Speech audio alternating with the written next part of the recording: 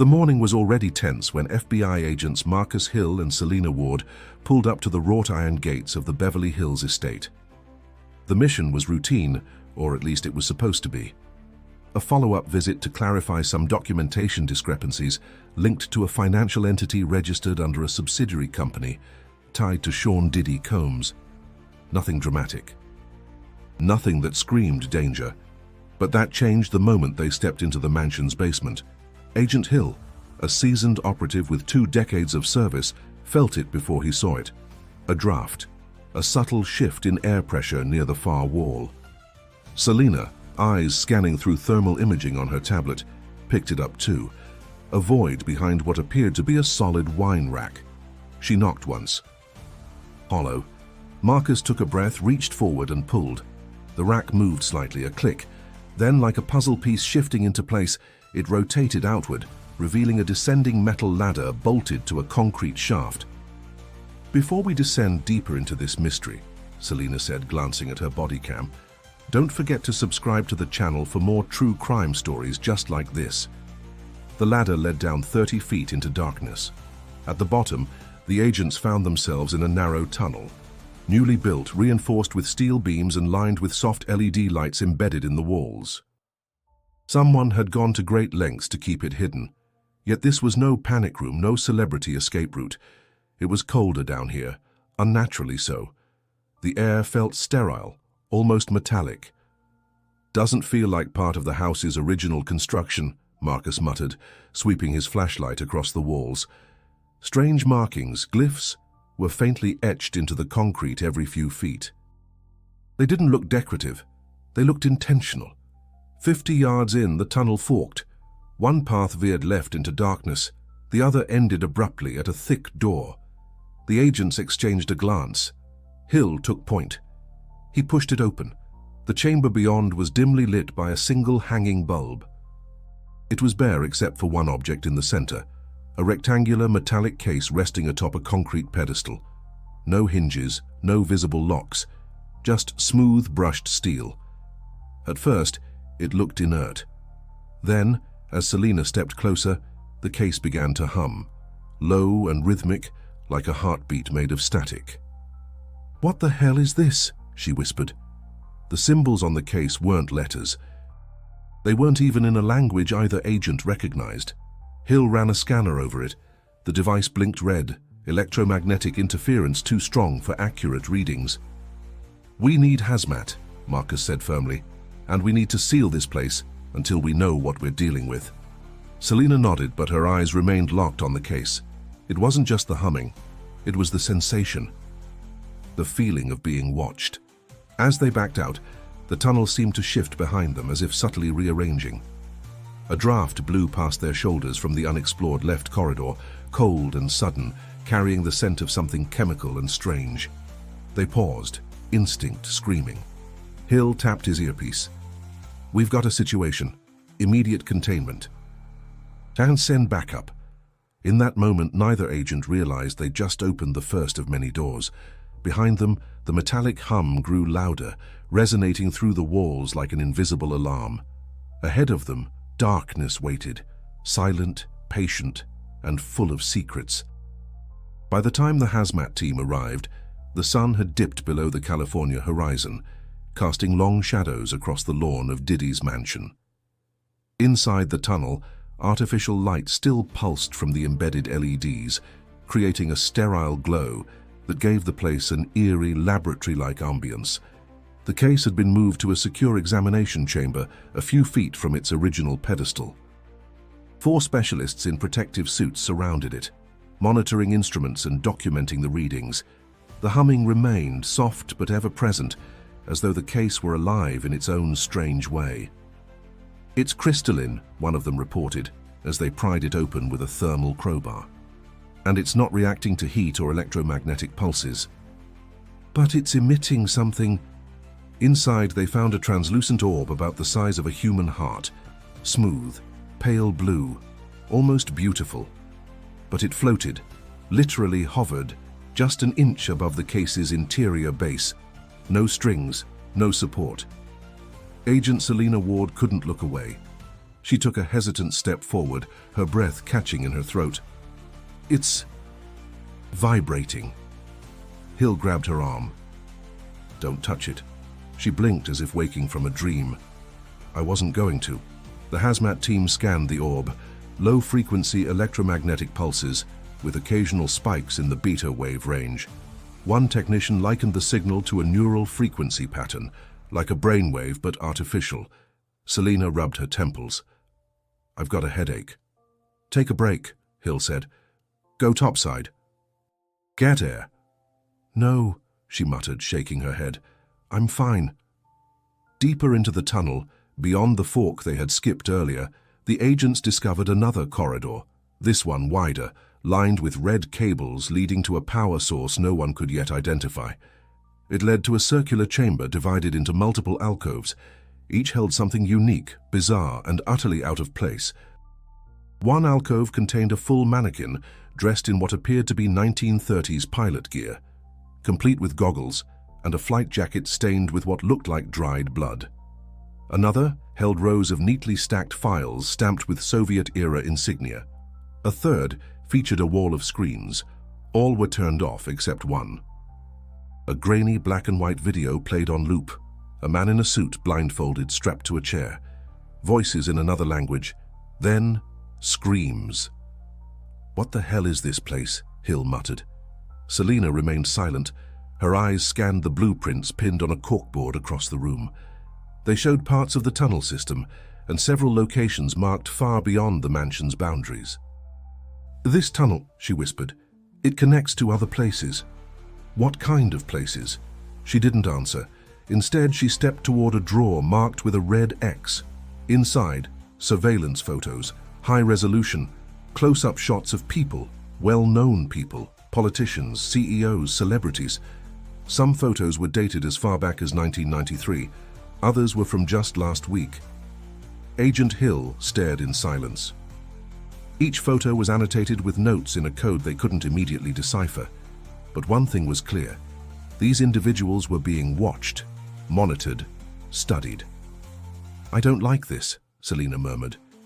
I feel like we're in over our heads, Hill finished. She nodded. The air in the chamber suddenly shifted. The monitors all blinked at once. Static, then silence. Then a faint voice echoed through the speaker of the only active screen. You shouldn't be here. They both froze. The voice was modulated, distorted, but the warning was clear. A sudden gust blew through the chamber, scattering papers. Somewhere behind them, a distant metallic bang echoed through the tunnel, followed by total silence. They weren't alone.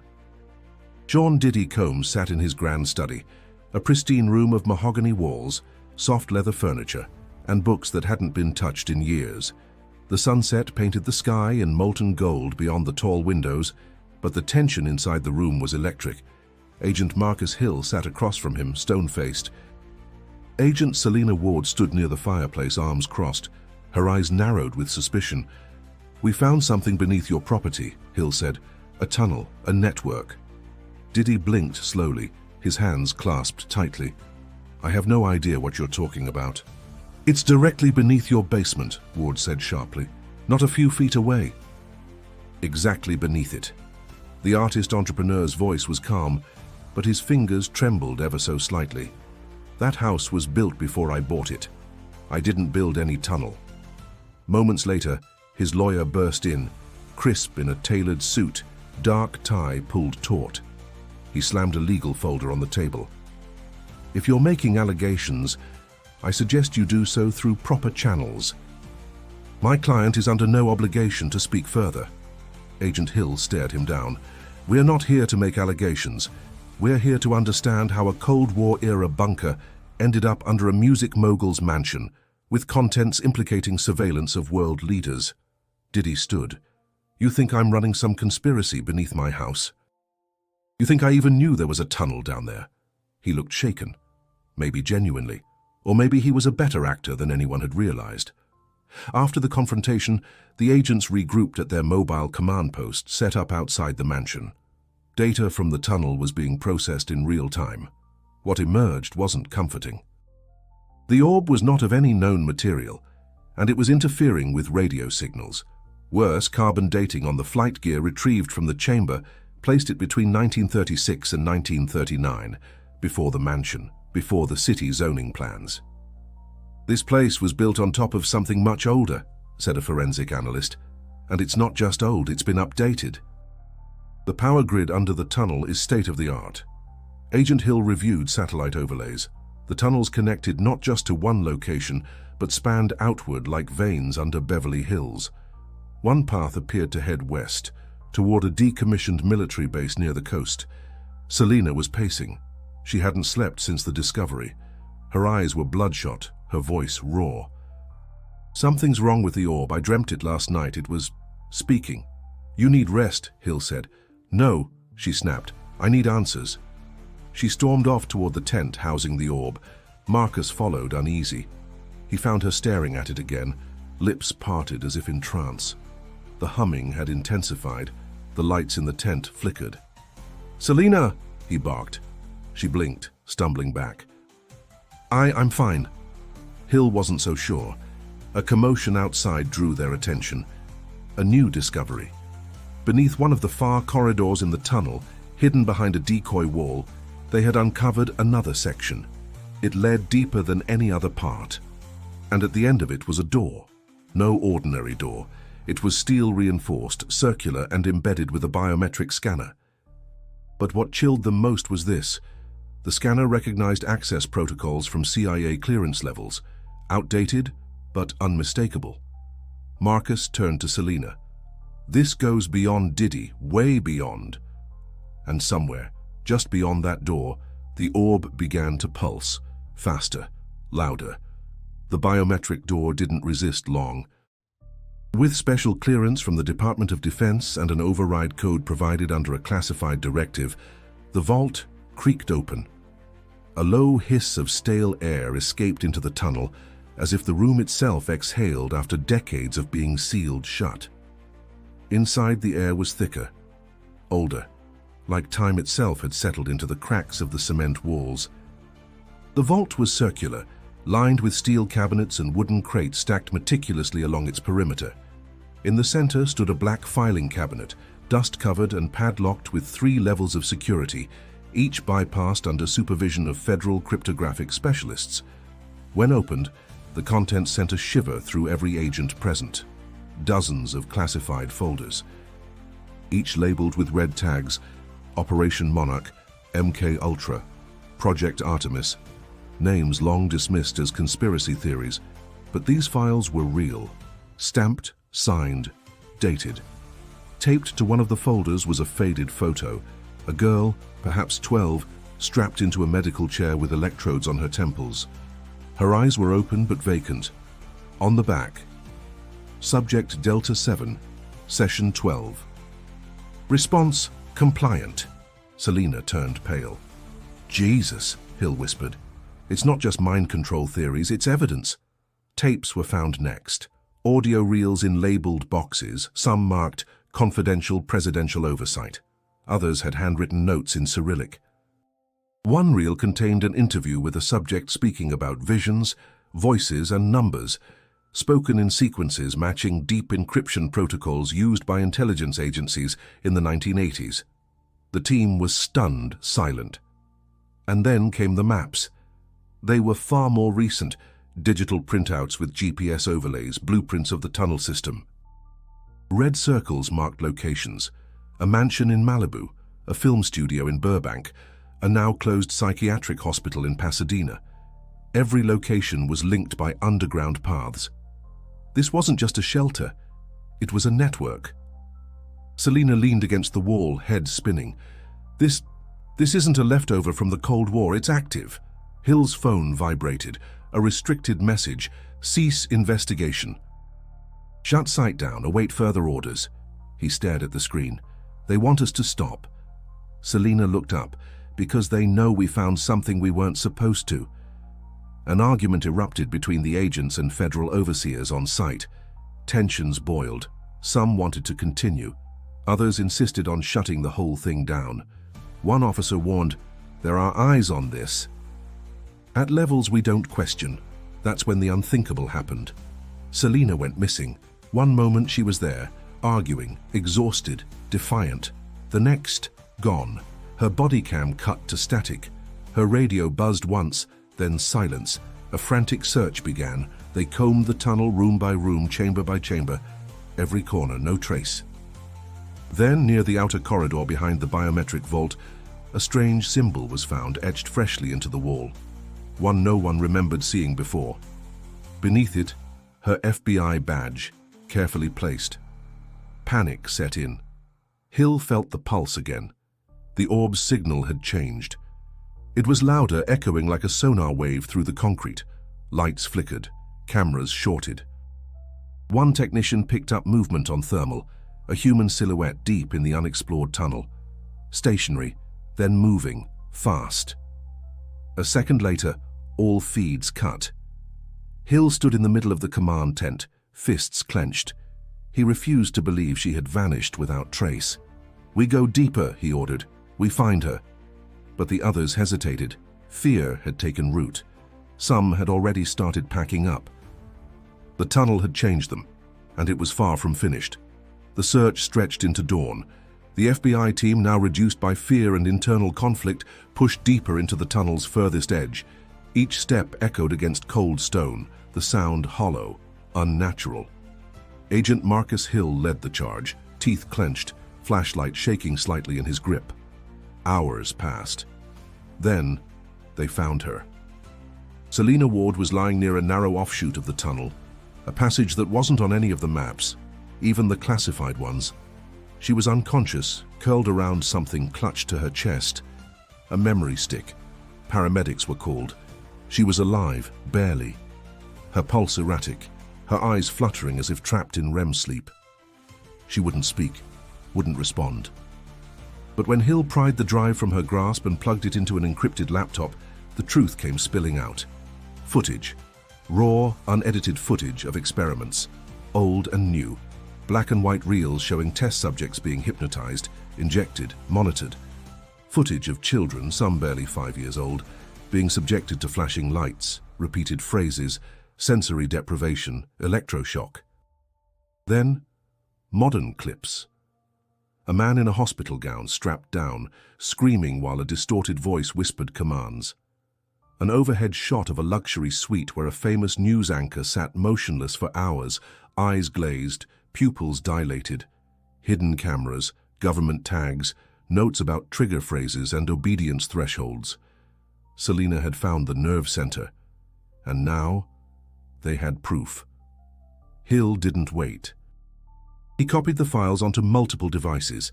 Some he sent to internal FBI channels he trusted.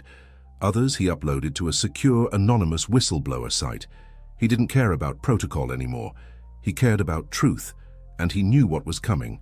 Within hours, the media exploded. Anonymous posts went viral. The footage was too real, too specific to be easily dismissed.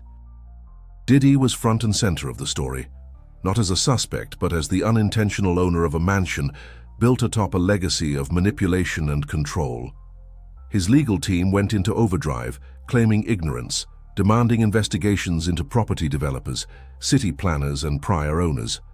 But it was too late. The public wanted answers. Some refused to believe. Others connected the dots. Too many celebrities, too many breakdowns, too many strange behaviors.